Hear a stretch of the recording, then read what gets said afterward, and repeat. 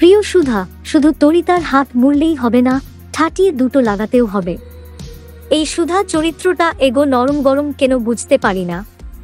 ঠাম্মের সাথে নরম থাকো, বাড়ির বাকি বড়দের সাথেও নরম থাকো, এমনকি জ্যোৎস্নার সাথেও থাকো, তাও মানা যায়। কিন্তু তরিতা, ওর সাথে এত নরম ব্যবহার কেন? ওকে এত মাথায় উঠতে দিচ্ছ কেন?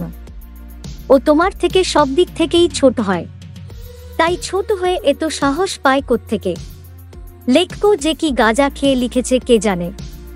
ওখানে ঠাম্মের সাথে হাত মুড়তে পারল, অথচ যখন তেজের কাছে যাবে বলে ছাতা নিয়ে বেরল, তখন তরিতার সামনে কেমন যেন বৃষ্টিতে ভেজার আগেই ভেজা বেড়াল হয়ে গেল। ওইখানে ঠাটিয়ে কমপক্ষে একটা লাগালে লাইনে এসে যেত।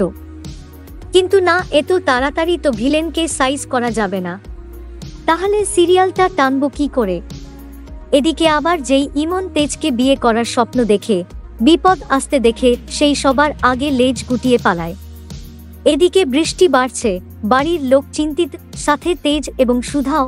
আর হ্যাঁ, আমাদের দাদু কিন্তু আজকে আবারও মিষ্টি কথায় কানন দেবীর ওপর ছুরিটা চালিয়ে দিয়েছে।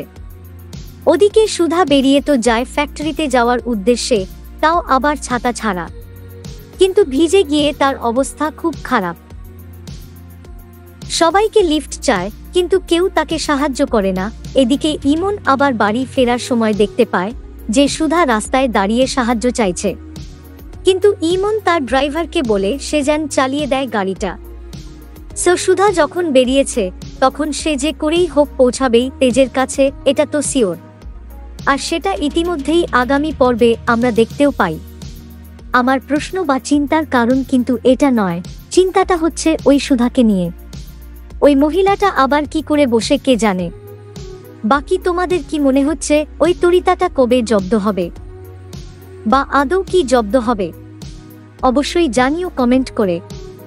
দেখুন শুভ বিবাহ প্রতিদিন রাত 9টায় শুধুমাত্র স্টার জলসায়। এইরকম সমস্ত আপডেট সবার আগে পেতে অবশ্যই আমাদের চ্যানেলটি সাবস্ক্রাইব করে নিও।